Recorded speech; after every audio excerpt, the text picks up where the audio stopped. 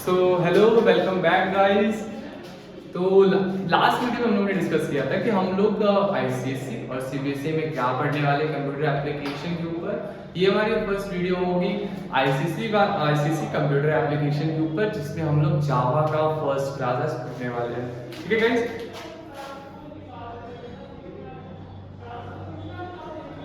ये हमारी जावा की फर्स्ट क्लास है। तो इसमें हम सबसे पहले पढ़ेंगे कि जावा एक कैसी लैंग्वेज है और ये किस टाइप की लैंग्वेज है। ठीक है, सबसे पहले बात कर लेते हैं। जावा एक हाई लेवल लैंग्वेज है।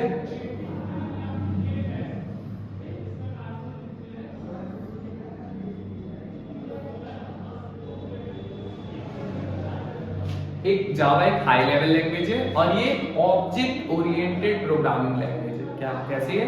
Object oriented programming language. Object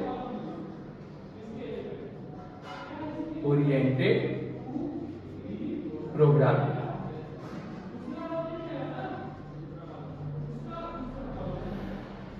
देखिए, अगर हम लोग ऑब्जेक्ट ओरिएंटेड प्रोग्रामिंग समझ जाएंगे तो हम इजीली जावा का स्ट्रक्चर समझ सकते हैं और जावा के प्रोग्राम को हम लोग इजीली डिजाइन कर सकते हैं। ऑब्जेक्ट ओरिएंटेड प्रोग्रामिंग समझने के लिए आपको मोस्ट इंपॉर्टेंट दो चीज आपको समझ में आनी चाहिए। पहली, ऑब्जेक्ट क्या होती है, दूसरी क्लास क्या होती है। तो सबसे पहले हम लोग डिस्कस करते हैं ऑब्जेक्ट क्या होता है। ठीक है, सबसे पहले हम डिस्कस करेंगे ऑब्जेक्ट क्या होता है। जैसे अगर मैं आपसे बात करूं, मैं आपसे पूछूं रियल लाइफ में कि what is object, what is object. अगर मैं आपसे ये पूछूं इन रियल लाइफ में, अगर मैं आपसे पूछूं तो आप क्या बोल सकते हो? ये मार्कर एक ऑब्जेक्ट है। ठीक, ये एक ऑब्जेक्ट है। हमारा फोन भी एक ऑब्जेक्ट है। ठीक, जो रियल लाइफ में ऑब्जेक्ट होते हैं सेम प्रोग्रामिंग में भी ऑब्जेक्ट होते हैं। इनमें और प्रोग्रामिंग में कोई डिफरेंस नहीं होता। रियल लाइफ में भी जो ऑब्जेक्ट है वही प्रोग्रामिंग में ऑब्जेक्ट है। ठीक है, अब हम लोग ऑब्जेक्ट समझ गए। अब देखिए, हर ऑब्जेक्ट के पास दो चीजें होती हैं, एक उसके होते हैं डाटा, दूसरे होते हैं मेथड। अब ऑब्जेक्ट का डाटा मतलब क्या हम लोग समझ सकते हैं। जैसे कि हमारे पास ये स्मार्टफोन है, let us consider this smartphone. ठीक है, एक स्मार्टफोन है। तो अब इसका डाटा क्या है? डाटा इज बेसिकली कि इसके इंफॉर्मेशन, ठीक है, इसकी प्रॉपर्टीज जो है उनको डाटा बोलते हैं। जैसे कि ये स्मार्टफोन है, ये टच स्क्रीन है, ये 5000 mAh बैटरी कैरी करता है। ठीक, और ये 65 वॉट डार्ट चार्जर है। ये सारे इसकी प्रॉपर्टीज है। इसमें एलसीडी डिस्प्ले, ये सारी इसकी प्रॉपर्टीज है। अब दूसरा एग्जांपल लेते हैं। जैसे अब ये मार्कर है, ठीक है, ये मार्कर है, एक ऑब्जेक्ट है। इसका डाटा क्या होगा? अगर आप देखें तो इसका शेप जो है ये इसका डाटा है। ये किस कलर का मार्कर है ये इसके डाटा में आता है। ठीक, और हाँ, ये दो हो गया। अब देखिए, डाटा के ऑब्जेक्ट के डाटा के बारे में बात कर ली। अब इसके मेथड के बारे में बात करते हैं। तो मेथड के लिए हम स्मार्टफोन वाला ऑब्जेक्ट लेते हैं। अब इसको थोड़ा समझिए। मेथड बेसिकली ऑब्जेक्ट की वो चीज होती है जिनको हम लोग यूज कर सकते हैं ऑब्जेक्ट के थ्रू। जैसे कि अब ये हमारा ऑब्जेक्ट है, तो हमारा इसके मेथड क्या क्या होंगे, इससे हम लोग क्या क्या करवा सकते हैं, बेसिकली वो उसके मेथड होते हैं। जैसे कि इससे हम फोटो क्लिक कर सकते हैं, तो इसका एक कैप्चर एक मेथड हो जाएगा।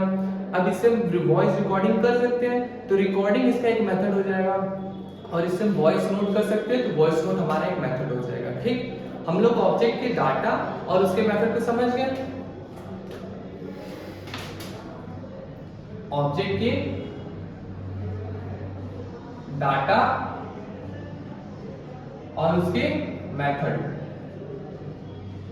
देखिए, जब हम लोग ऑब्जेक्ट के डाटा और उसके मेथड को किसी पर्टिकुलर ब्लॉक में रखते हैं, तो उस ब्लॉक को, इस कंप्लीट ब्लॉक को बोलते हैं क्लास। इस ब्लॉक को बोलते हैं क्लास। ठीक, समझ में आया? क्लास वो एक ब्लॉक होती है जिसमें ऑब्जेक्ट के डाटा और ऑब्जेक्ट के मेथड को राइट किया जाता है या फिर स्टोर किया जाता है। ठीक है, उनको एक क्लास के अंदर ऑब्जेक्ट के डाटा और ऑब्जेक्ट के मेथड को एक साथ रखा जाता है। ठीक, देखिए, अब हम लोग क्लास के ऊपर थोड़ा डिटेल में बात करते हैं। बेसिकली क्लास क्या होता है? ऑब्जेक्ट का ब्लूप्रिंट होता है।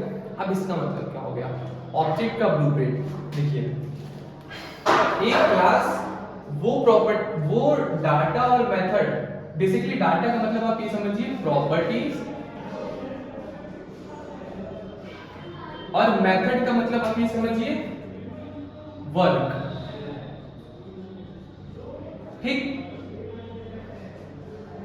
तो जो क्लास होता है वो हर ऑब्जेक्ट की जनरल प्रॉपर्टी और जनरल वर्क को कैरी करता है। इसका मतलब ये कि आप इससे एक ऑब्जेक्ट भी बना सकते हैं, सेकंड ऑब्जेक्ट बना सकते हैं, थर्ड ऑब्जेक्ट बना सकते हैं। अब इस चीज को समझते हैं जैसे फॉर एग्जांपल अगर आप एक कार का एग्जांपल लें, अगर मैं आपसे बोल दूं कि आपको 10 कार्स बनानी है, तो आप 10 कार्स की एक क्लास बनाओगे जिसमें मान लीजिए मेरी क्लास है जिसमें हर कार के पास एटलीस्ट 4 व्हील्स होंगे। ये उसकी एक प्रॉपर्टी हो गई, एक डाटा हो गया। ठीक, और उनमें 4 सीट होंगे, ये भी उसकी एक प्रॉपर्टी हो गई। ठीक, और हर जो कार होगी वो मूव कर सकेगी, ये उसका एक मेथड हो गया। ठीक, अब देखिए ये सारे जनरल मेथड है, ये दोनों जनरल प्रॉपर्टी और ये जनरल मेथड है। तो ये जो दो जनरल प्रॉपर्टी और एक जनरल मेथड है, आप इनसे एक से ज्यादा कार बना सकते हैं।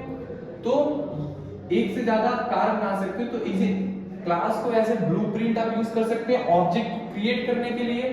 ठीक, तो इसलिए ऑब्जेक्ट और क्लास को हम लोग ब्लूप्रिंट ऑफ ऑब्जेक्ट भी कह सकते हैं। ठीक, अब देखिए जब आप इस क्लास के प्रॉपर्टीज और मेथड को किसी ऑब्जेक्ट पे मेंशन करते हैं तो उस टाइप के प्रोग्रामिंग के अप्रोच को हम लोग बोलते हैं ऑब्जेक्ट ओरिएंटेड प्रोग्रामिंग। ठीक, इसका हम लोग एक और एग्जांपल ले सकते हैं, जैसे मान लीजिए कि ये हमारा एक मार्कर है, तो इस मार्कर एक मिनट से हम दूसरा एग्जांपल लेते हैं, इस मार्कर का एग्जांपल लेते हैं। इस मार्कर का अगर मैं क्लास बनाऊं तो इस क्लास में क्या होगा, पहली बात तो इसका कलर मे बी मैं मान लेता हूं ये ब्लैक मार्कर है, ब्लैक मार्कर है, ये इसकी एक प्रॉपर्टी होगी। सेकंड इसका मेथड क्या हो सकता है जिससे हम लोग राइट कर सकते हैं, ये इसका एक मेथड हो गया। ये इस क्लास से अब मैं जितनी भी ऑब्जेक्ट इस मार्कर के बनाना चाहूं उतना बना सकता हूं। मान लेते हैं मैं O1 बनाता हूं इसका ऑब्जेक्ट, O2 और O3 ON तक बना सकता हूं इस क्लास के हेल्प से। एज अ ब्लूप्रिंट इस क्लास के हेल्प से मैं एक first marker, second marker, third marker up to n marker मैं बना सकता हूं। तो ये class as a blueprint of this object work कर रही है। और जब आप इस क्लास के प्रॉपर्टीज और मेथड्स को किसी पर्टिकुलरली एक ऑब्जेक्ट पे मेंशन करते हैं तो उस टाइप के प्रोग्रामिंग के अप्रोच को बोलते हैं ऑब्जेक्ट ओरिएंटेड प्रोग्रामिंग। ठीक है गाइस, आई होप सो आपको ऑब्जेक्ट ओरिएंटेड प्रोग्रामिंग समझ में आई होगी। नेक्स्ट वीडियोस में हम लोग डिस्कस करेंगे principle of object oriented programming.